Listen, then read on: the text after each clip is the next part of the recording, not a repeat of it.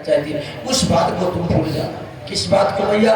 वो जो मेरे रस्सी में बांधा था ना, जाकर के यशो देवकी से मत कहना।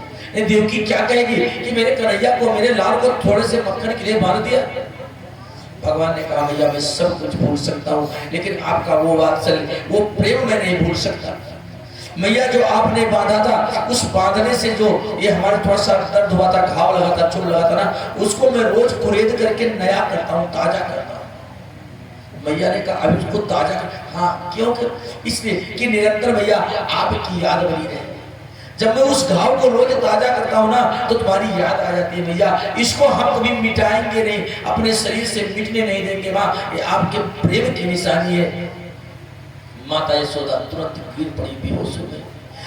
भगवान ने अक्रूर जी से कहा चाचा जल्दी से रथ चलाओ, जल्दी से रथ चलाओ। आगे गए तो राधा रानी लेटी पड़ी थी, रथ रोका।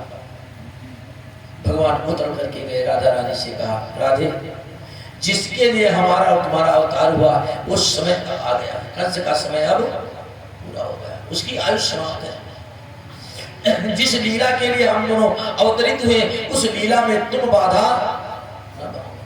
समझा बुझा करके भगवान ब्रजवासियों को रोता छोड़ करके मथुरा गए। अतिथि गृह में ठहरा करके अक्रूर जी अपने महल चले गए। दूसरे दिन भगवान सारे सखाओं को साथ में लिया।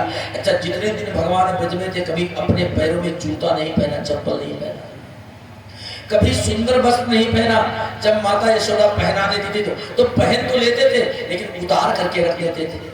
ये सखा, हमारे जो सखा है, साथी है, वो गरीब घर के हैं, कहीं उनको ये आभास ना हो कि मेरा कन्हैया अमीर घर का है, सुंदर सुंदर वस्त्र पहनता है, तो कोई दूरी ना बन जाए, इसलिए उस वस्त्र को उतार करके रख देते थे। जाकर के देखा तो सखाओं ने कहा गोविंद एक बात है कि क्या इन मामा के गाँव में आए हैं ना, तो मामा के घर चलते हैं तो नया नया वस्त्र पहनने चाहिए, सुंदर वस्त्र होना चाहिए, और वस्त्र लोगों के पास है। तो भगवान ने कहा चिंता करो, व्यवस्था करते हैं। एक धोबी कपड़ा धुल रहा था, भगवान ने कहा भैया ये सब हमारे सखा हैं और कंस हमारे मामा हैं, हम उनसे मिलने के लिए जा रहे हैं, कपड़े दे दो ना।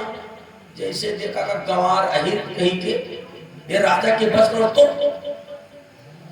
अच्छा भगवान को कहता कोई बात नहीं, भक्तों का जैसे अपमान किया, भगवान ने एक ही तमाचा खींच के मारा, धोबी का उद्धार हो गया। अब एक को मारा, जितने धोबी थे सब अपने आप छोड़ करके भाग गए। भगवान ने कहा भैया पहन। किसी के नाप का धोना था, पहन लिए। अब पहन के चले तो रोड वैसे साफ, झाड़ू लगाने की आवश्यकता ही नहीं। तो एक दर्जी ने देखा इनको सबको बुला करके काट काट करके सबके नाप का वस्त्र सिया। तो भगवान ने आशीर्वाद दिया जाओ खूब फूलो फलो। तो भगवान का आशीर्वाद इसमें फूल फल रहा है। 100 रुपए कपड़ा 5 से सिलाई, कपड़ा से 5 गुना ज्यादा सिलाई है। आज भगवान के कलजुग माओ का आशीर्वाद खूब फलत फूलत है। दर्जी लोग बड़े और आगे चले, कहा वस्त्र पहले आप कुछ और। सखाओं ने कहा गोविंद एक कमी और है क्या? कहीं जो चंदन लग जाता तो और अच्छा हो जाता मस्तक पर। भाई चंदन अगर मस्तक पर लगा है तो अपने आप तेज आ जाएगा। ब्राह्मणों तीनों वर्णों को, चारों वर्णों को बिना चंदन के मस्तक सुना, चंदन जरूर होना चाहिए। सखाओं ने कहा गोविंद चंदन का चिंता मत करो। त्रिवका जा रही थी कुबजा, अच्छा 3 जगह से टेढ़ी गई। भगवान ने जैसे उसको देखा, कहा अरे सुंदरी सुन रही हो?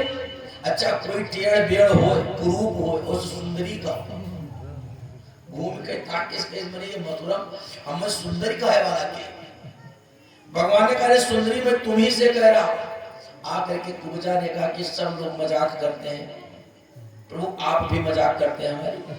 भगवान ने कहा हम मजाक नहीं करते, ये हमारे जो है सखा है ना, ये चंदन मांग रहे, चंदन लगा दो।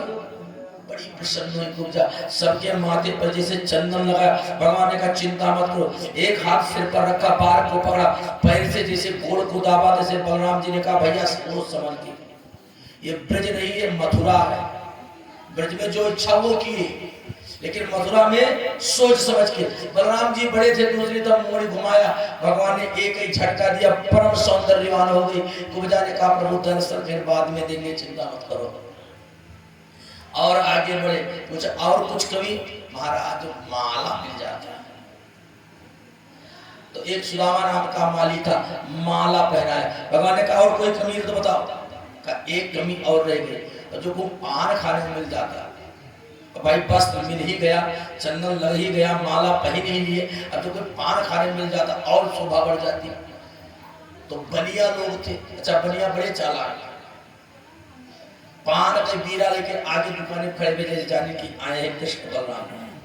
तो बनिया सोची कि पहले से हिताई कर लो, अगर कंस का ये मारते हैं तो कोनो काम लगी तो पहले जाए का महाराज वो पनवा खवाए नहावा। याद करो जब आप आए व्रत मान के बीड़ा दिन ना, और जो न मारी पई है तो एक पानी कौन घाटा जाता। तो कहे महाराज स्वीकार करो। भगवान ने उसको भी स्वीकार कर लिया, और कोई कमी कर, और कोनो कमी नहीं। आगे कोलया पीड़ हाथी था, भगवान ने उसका उद्धार किया। धनुष यज्ञ में जब पहुंचे धनुष को देखा, अब पुजारी लोग थे। महाराज कहा बाबा इस धनुष को हम देख ले, कहा दूर से देख लो, दूर से। तो भगवान और किनारे गए, पांव पकड़ ले, अच्छा पांव पकड़ लो। पांव जब पकड़ा तो भगवान ने कहा इसको हम छू ले। कहा देखो बालक गिरता मत करो, छू ले, हाथ छू लिया। तो भगवान ने कहा इसको उठा ले। जो सेवक ने कहा उठाने की बात करे, अपनी उम्र देखो और धनुष को देखो। 10,000 हाथी खींच लेकर के आते इसको, कैसे उठाओगे? खाली कहो बस। 2-4 और सेवक ने कहा उठा नहीं दो। अरे उठा के जैसे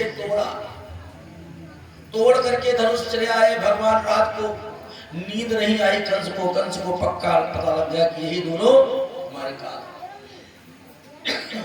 भगवान दूसरे दिन मल्ल युद्ध प्रारंभ हुआ। मल्ल युद्ध में जब पहुंचे भगवान, तो जितने नगर के जितने लोग थे सब बैठे थे। जो जिस भाव में देखा भगवान उसी भाव में उसको दर्शन दिए। जागी रही भावना जैसी, प्रभु मूरत देखी दिन तैसी। भगवान